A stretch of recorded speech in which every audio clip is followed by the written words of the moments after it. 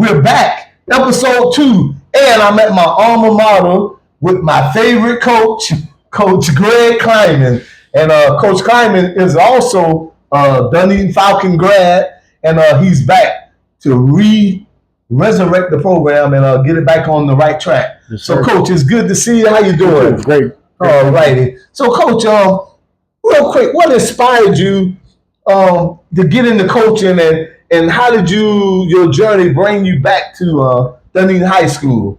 Well, I was one of those people, just like everybody back in the day, that played all youth sports and team sports growing up, and always loved being involved in teams. And no matter what the sport was, whether it was basketball, baseball, football, whatever. And when I went here, my head coach, Mark Everett, was a huge influence on me through my high school years and then beyond. And I saw kind of the impact he had on his players and how they cared for him and he cared for them. And so once I got done at Quincy University, where I went to college, I moved back and got into volunteer coaching and stuff here. And then I had an opportunity to go back to Quincy as a graduate assistant. And so that kind of started my path in coaching. But the inspiration was the impact that all my coaches had on me as a youth growing up. And then obviously I wanted to kind of have that impact as well. So, man, that's good. That's nice to know. So how would you describe your core coaching philosophy? It's definitely evolved over the years. This is my 14th or 15th year coaching.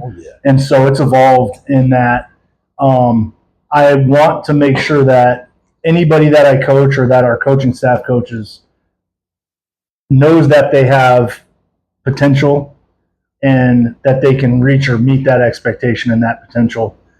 So like my philosophy is, everybody can be coached, everybody can be taught.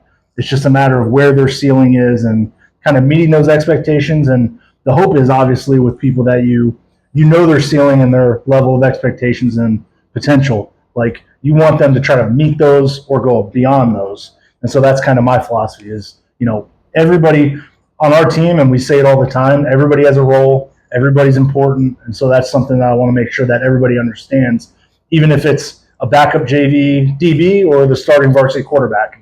Everybody has a role and everybody's important. So, well, I got to ask you, when you were in high school and you used to sit down after practice and Coach Everett talking to the guys, did you ever imagine yourself being the man now here at your alma mater, coming back here and coaching? No, never. The craziest thing was coming in here the first time and moving my stuff into here. Into this office, because it was, when I got in here this time, it was organized a little bit differently, and I kind of wanted to move stuff around and got it back to kind of where it was when I went here. But the craziest thing was, like, these couches weren't here, but he did have couches, and this is where we would come in and watch film if we were, on a Friday afternoon when we were allowed to. Like if a teacher let us go from class or whatever, we'd come down here and watch film on a Friday, take a nap in here, whatever it was. And that was, so that's my last kind of memory of it in here. And then being in here as a coach is kind of one of those things like, man, this is so bizarre. And I've gotten used to it. I've kind of made it home. But yeah, it's very, very odd to me.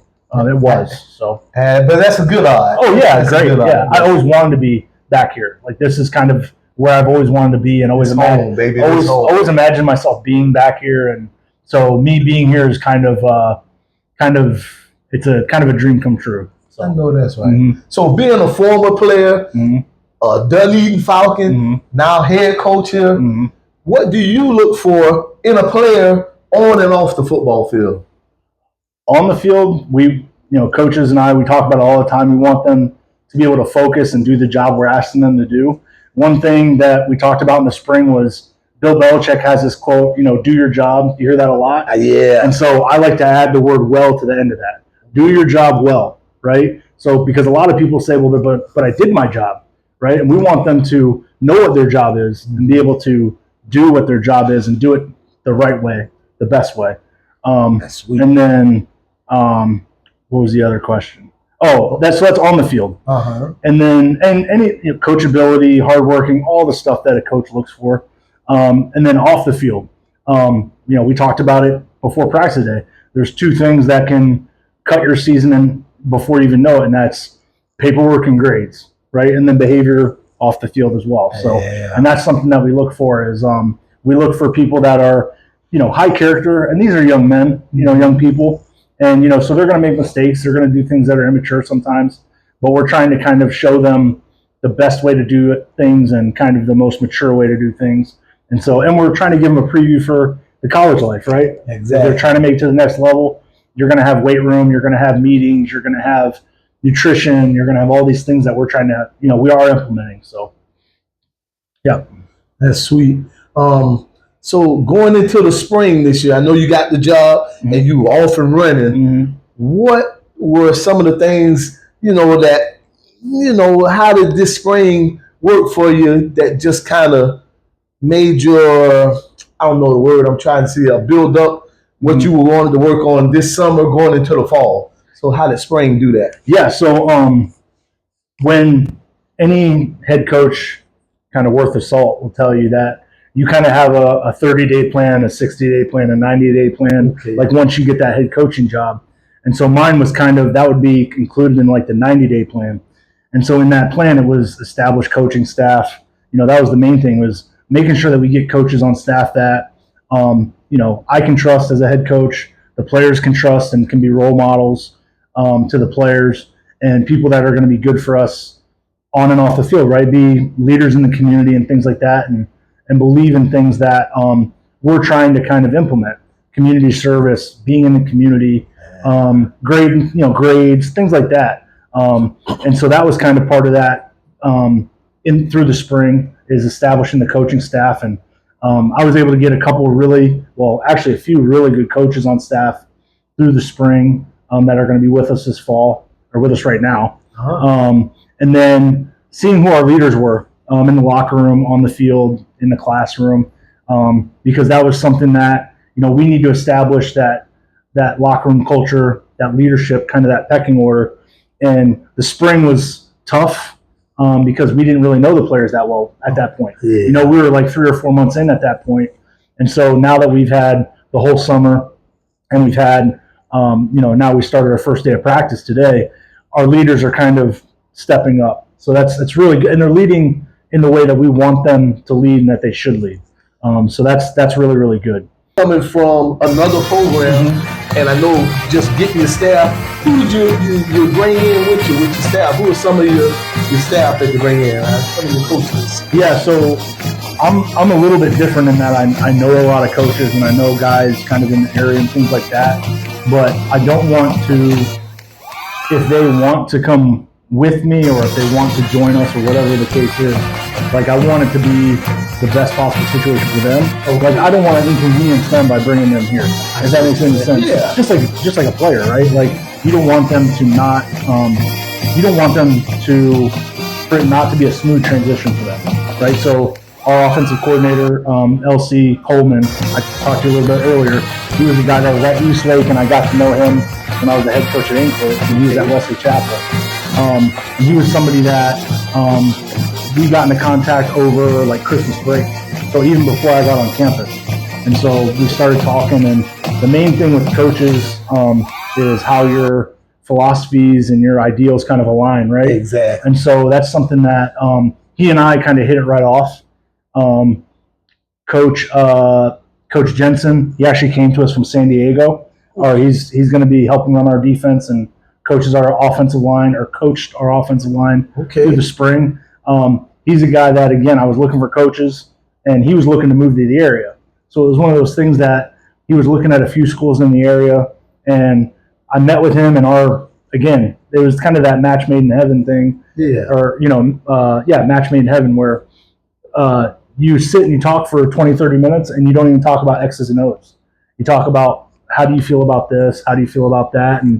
And so we aligned on that, and we've got quite a few coaches that are on staff that, not quite a few, but a couple that are from the old staff.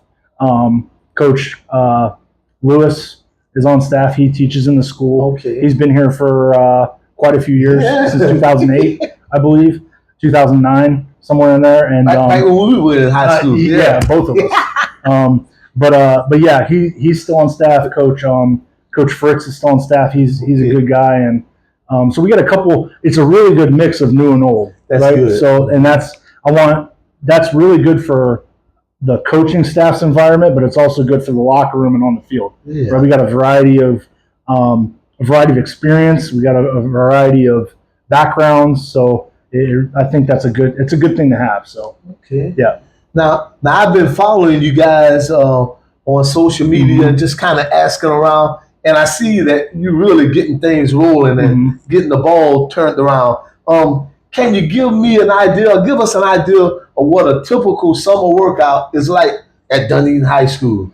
Yeah, so we got really lucky. We were blessed to partner with Pride Strength up in Oldsmar, and that was something that our athletic director approached me about, and we kind of met with them and saw what they were about and what their philosophies were and things, and so we've been working with them all summer. They've actually ran our summer lifting program and speed and strength conditioning, and I saw that. Yeah, it was nice what y'all did. I'm telling you what, and so like I said, last week we had workouts, and I pulled a couple of coaches aside and I go, man, these kids are really getting faster. Yeah. Sometimes you can't, we didn't really time anything, and I kind of did that purposely because I don't want them focusing so much on the laser or on the stopwatch or whatever it is.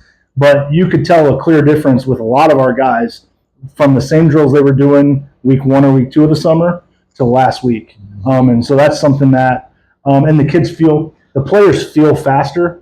They feel like they can move better. They're more confident in themselves in their movements. And that's something that, that is really, really beneficial to us. Okay. So the way that we typically start a workout is either out on the track or out on the field with some sort of mobility and plyo kind of warm-up. Okay. And it's kind of different every day.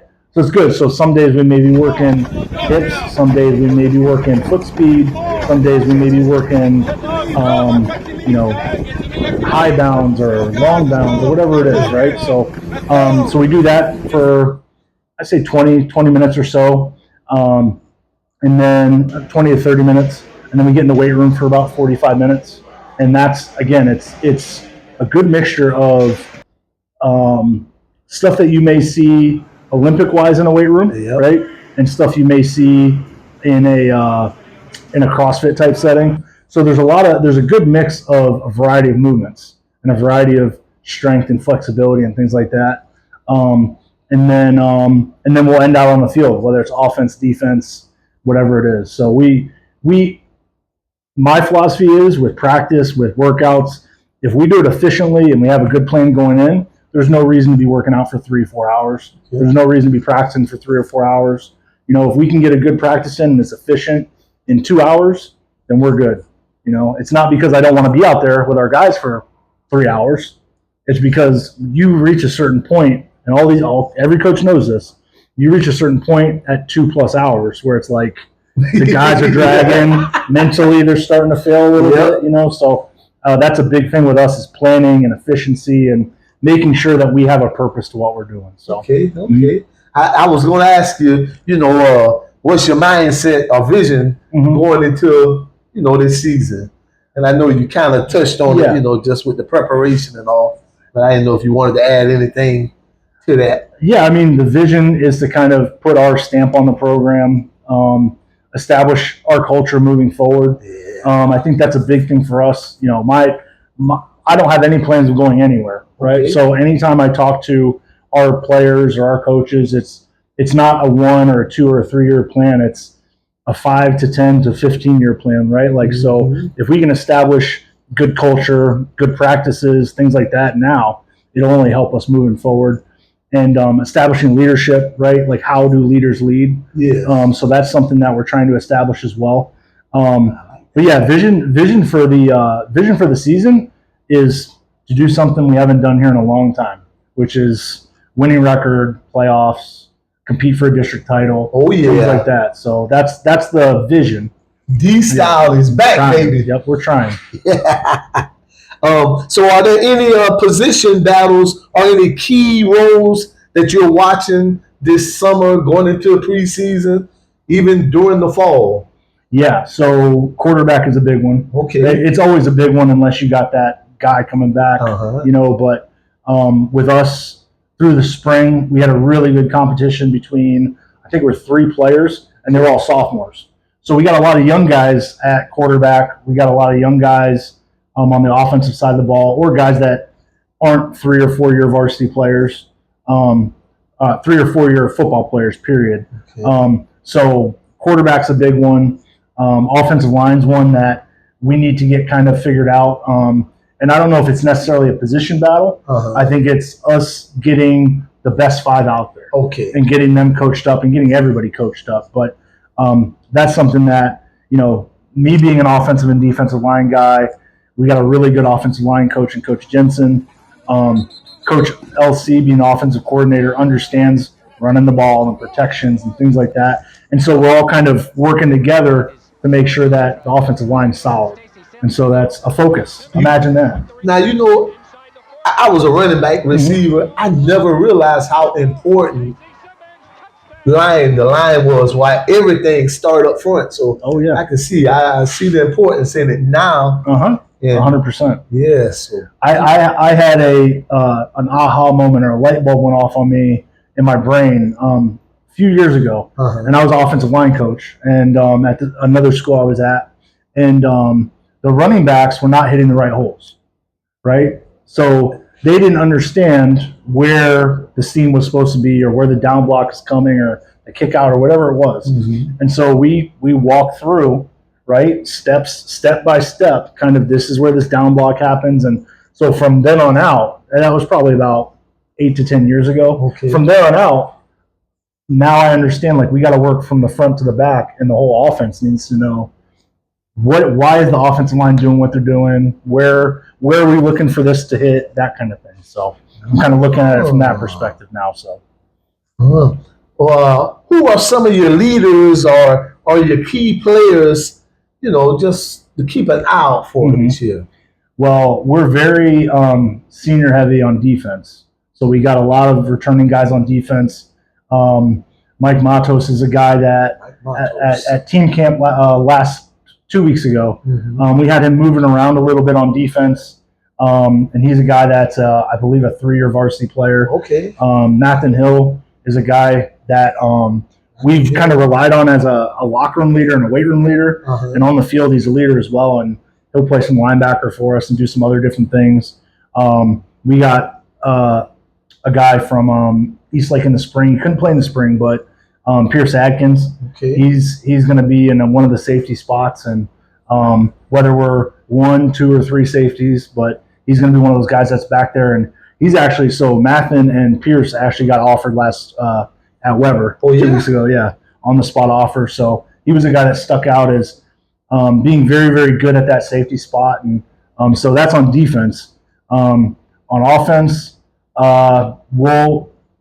Cody Hudson is a sophomore that we got at quarterback right now. Okay. That's kind of elevated himself as a leader mostly. Yeah. And he's grown a lot in the last 7-8 months in his leadership.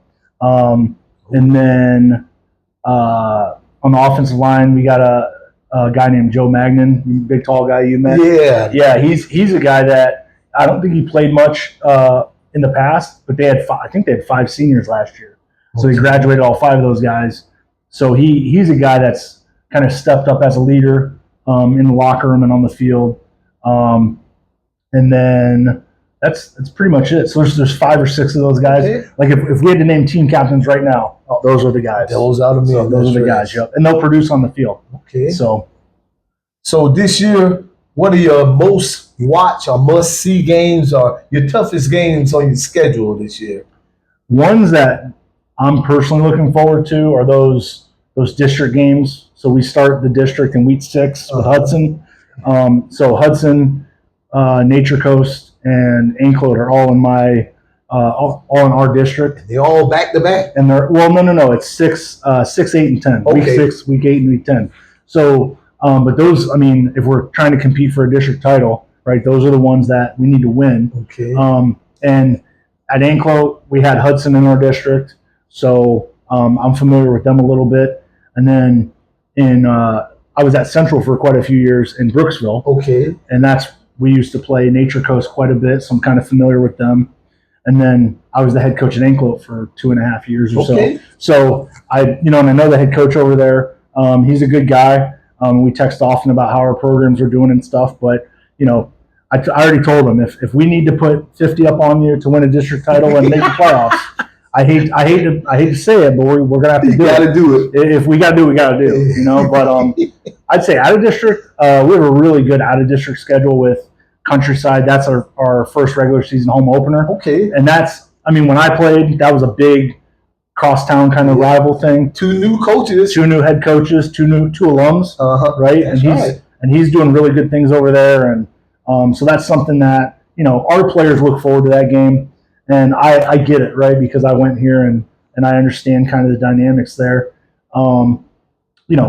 I look forward to all the games. I go down the whole schedule, but exactly. I would say probably the first home opener against Countryside, and then all the district games. So. Now, do you still play Clearwater?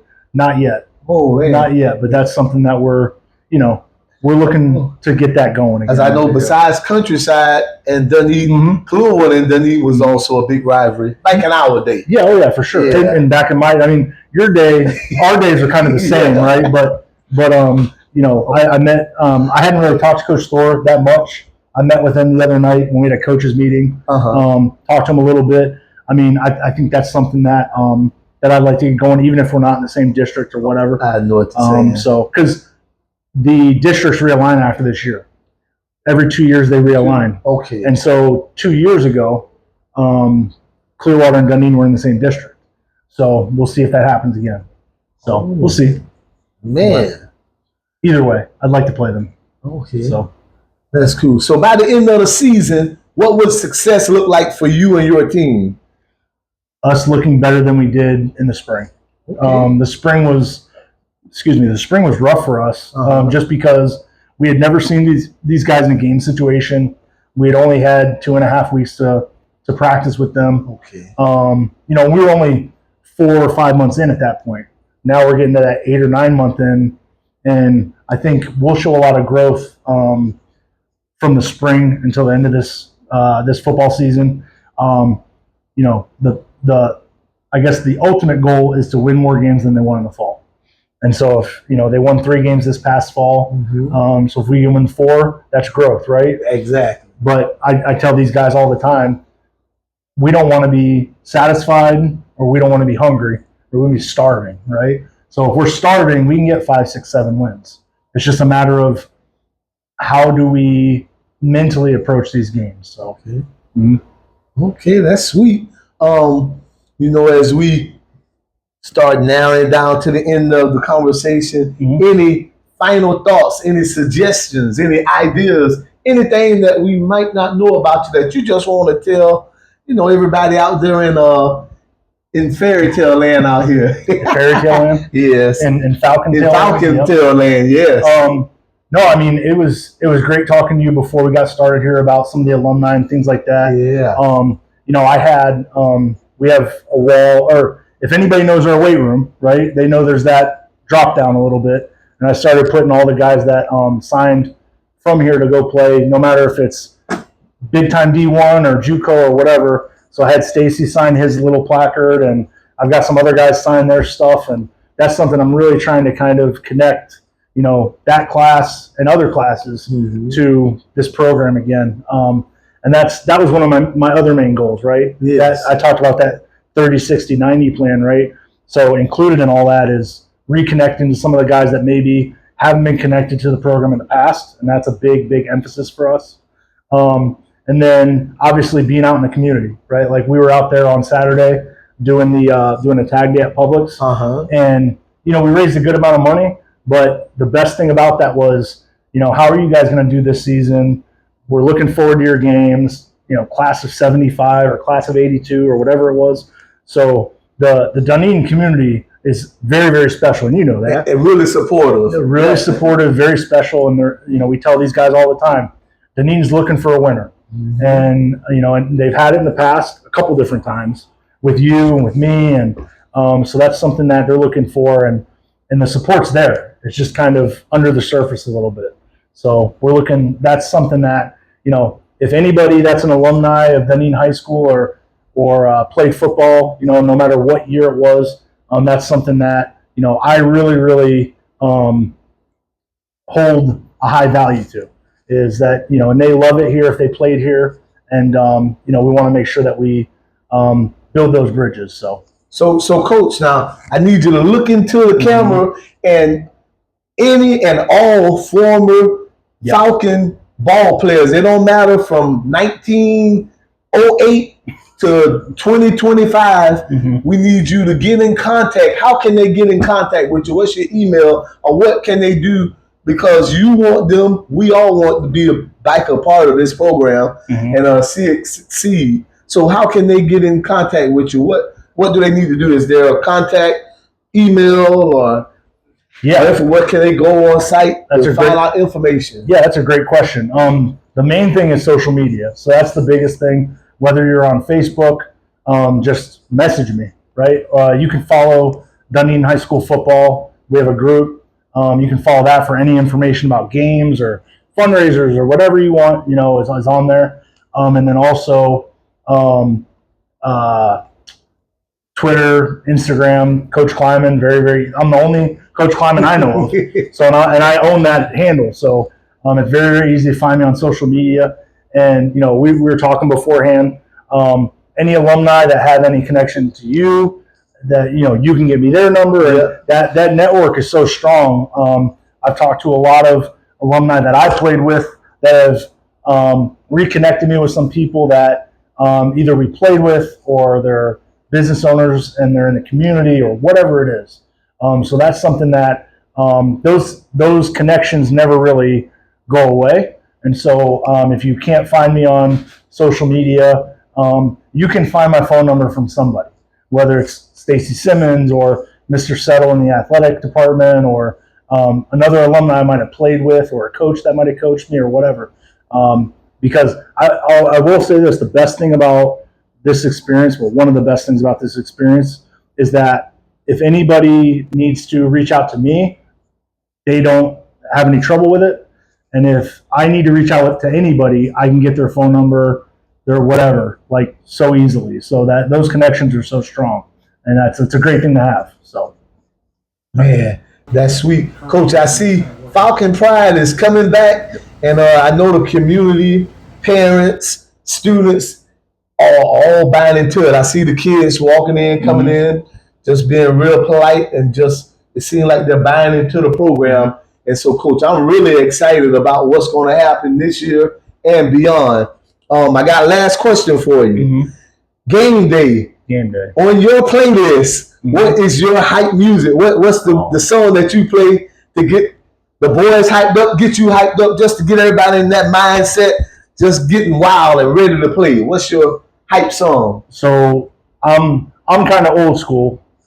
Old school meaning like early 2000s. Okay. So not that old school, but I listen to everything. When I drive to school on Fridays, I like to listen to something to kind of hype me up, get me ready for the game. I'm into like a little bit of rock. I'll listen to some rap sometimes, but I like to listen to those those bands, the Nirvanas and the Foo Fighters and that kind of stuff that kind of has a little bit of energy to it, a little bit of beat to it. Okay.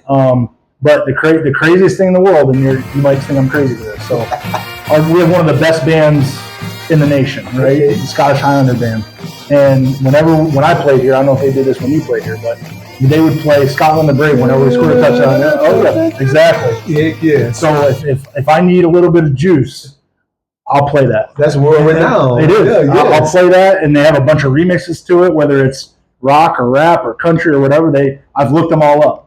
And so if I need something to get me kind of hyped up and juiced up, I'll put that on. So as weird as that sounds, but I love hearing that. So that's sweet. It makes me think of scoring touchdowns. Yes, plenty of them this year. Yep. Oh yeah. Plenty of them. Yep. Well, Coach, I'm glad I had the opportunity to sit down and talk with you, and let everybody out there in Falcon Land and all the land around know that the style is back with Coach Greg Climan, and he's looking to do big things. And Coach, I'm watching. Appreciate it. And I wish you the best. Thank you, sir. All righty, guys. Oh, yeah.